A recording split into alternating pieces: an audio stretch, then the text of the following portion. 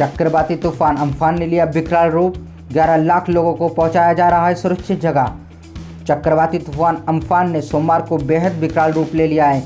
इसके चलते अब उड़ीसा के तटीय इलाकों में तेज हवाएं चलने के साथ ही भारी बारिश हो सकती है।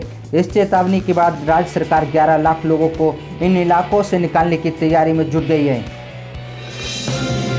राष्ट्रपति भवन में तैनात दिल्ली पुलिस के एसीपी कोरोना वायरस से संक्रमित।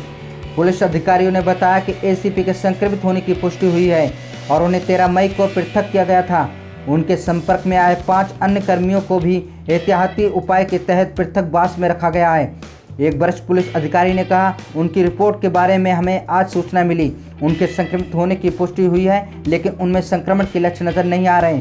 उन्हें 13 मई से पृथक रखा गया था और एक निजी अस्पताल में भर्ती किया गया था। BSNL यूजर्स के लिए ला रही सबसे अनोखी फीचर, भेज सकेंगे अनलिमिटेड वॉइस मैसेज। BSNL जल्द अपने ग्राहकों के लिए नया फीचर लाने की तैयारी कर रही है, जिसके जरिए आप ढेर सारे लोगों को अनलिमिटेड ऑडियो मैसेज भेज सकेंगे। आपको बस अपनी डिवाइस पर केवल अपना मैसेज रिकॉर्ड करना होगा और इसे आसानी से भेजा जाएगा।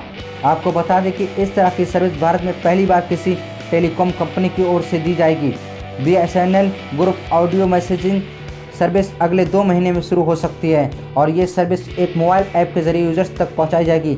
BSNL यूजर्स को इस सर्विस के लिए अपना नंबर ऑनलाइन प्लेटफॉर्म पर रजिस्टर करवाना होगा, जिसके बाद वे वॉइस मैसेज फीचर का इस्तेमाल कर सकेंगे। कांग्रेस का वित्त मंत्री के दावों पर सवाल। आनंद शर्मा बोले, 20 नहीं 3.22 लाख करोड़ का है आर्थिक पैकेज। कांग्रेस पार्टी का दावा है कि सरकार की तरफ से घोषित पैकेज सिर्फ 3.22 लाख करोड़ रुपए का है। ये GDP का महज 1.6% है, जबकि प्रधानमंत्री नरेंद्र मोदी ने 20 लाख करोड़ रुपए का ऐलान किया था। शाहिद आफरीदी के विवादित बयान पर हरभजन सिंह के बाद अब युवराज सिंह ने दिया रिएक्शन। आफरीदी पाकिस्तान के कब्जे वाले कश्मीर के दौरे पर गए थे और वहां उन्होंने भारत तथा प्रधानमंत्री नरेंद्र मोदी के लिए अपशब्द कहे थे।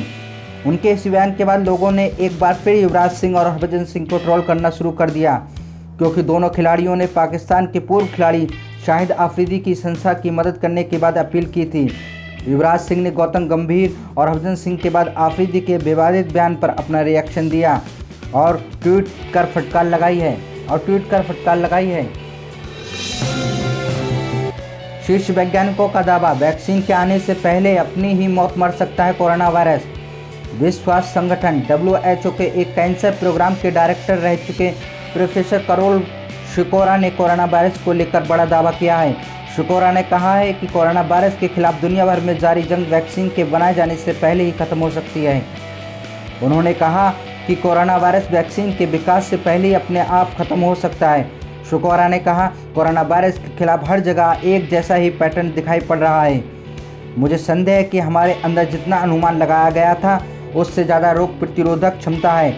हमें इस वायरस को लगातार धीमा करना है, लेकिन ये अपने आप भी बहुत कमज़ोर हो सकता है। ये मेरा अनुमान है कि ऐसा संभव हो सकता है। ओप्पो मोबाइल कंपनी के 6 कर्मचारी निकले कोरोना पॉजिटिव, फैक्ट्री में काम रुका। चीनी स्मार्टफोन ब्रांड ओप्पो की ग्रेटर नोएडा स्थित फैक्ट्री में कामकाज पर रोक लगा दी गई है। इस फैक्ट्री के कम से कम 6 कर्मचारियों में कोरोना वायरस की पुष्टि हुई है। कंपनी ने बताया कि जब तक उसके सभी 3000 कर्मचारियों को कोरोना वायरस संक्रमण की जांच पूरी नहीं हो जाती, फैक्ट्री में काम बंद रहेगा। लॉकडाउन 4.0 गाइडलाइन, अब चल सकेंगी यूपी से बिहार और झारखंड के लिए बसें। गृह मंत्रालय ने लॉकडाउन के चौथे चरण को 31 मई तक मंजूरी देने के साथ नए दिशा निर्देश जारी कर दिए हैं। इसमें सबसे बड़ी छूट एक से दूसरे राज्य के बीच बसों या निजी वाहनों की आवाजाही को इजाज़त देने की है। संबंधित राज्यों की सहमति से इन्हें चलाया जा सकेगा। ऐसे में तय माना जा रहा है कि यूपी, बिहार और झारखंड के बीच बसें आसानी से आ जा सकेंगी। इसका सबसे ज़्यादा फायदा प्रवासी मजदूरों को मिल सकता है। मुंबई बन रहा भारत का वुहान, तेजी से बढ़ रहे मामले। जिस तरह से मुंबई भारत का सबसे ज़्यादा कोरोना प्रभावित शहर बनकर उभरा है, उसी तरह से चीन में भी वुहान से ही सबसे ज़्यादा कोरोना पॉजिटिव मरीज आए। चीन से कोरोना वायरस के मरीज वुहान से ही आना शुरू हुए और जल्द ही इस शहर का नाम पूरी दुनिया में चर्चित हो गया। जिस तरह से भारत में सबसे ज़्यादा मौतें मुंबई में हुई, उसी तरह से चीन में इस वायरस ने सबसे ज़्यादा वुहान में लोगों को मारा।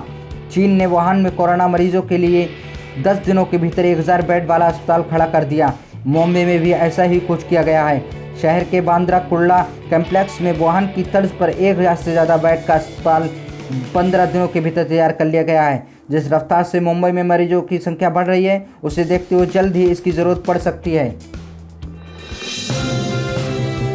50 साल के कलयुगी बेटे ने 75 साल की मां की अश्लील फोटो खींचकर कर दी वायरल। रिश्तों को किया शर्मसार। दुनिया में समय कितना विपरीत होता जा रहा है, इसकी वानगी राजस्थान के कोटा में हुई घटना से जाहिर हो रही है। यहाँ 50 वर्षीय एक कलयुगी बेटे ने 75 वर्षीय मां की अश्लील फोटो खींचकर सोशल मीडिया पर वायरल कर दिया है। कोटा के शिवपुरी निवासी इस बेटे की ओर से अपनी बुजुर्ग मां की आपत्तिजनक फोटो खींचकर व्हाट्सएप के जरिए वायरल करने का मामला सामने आया है।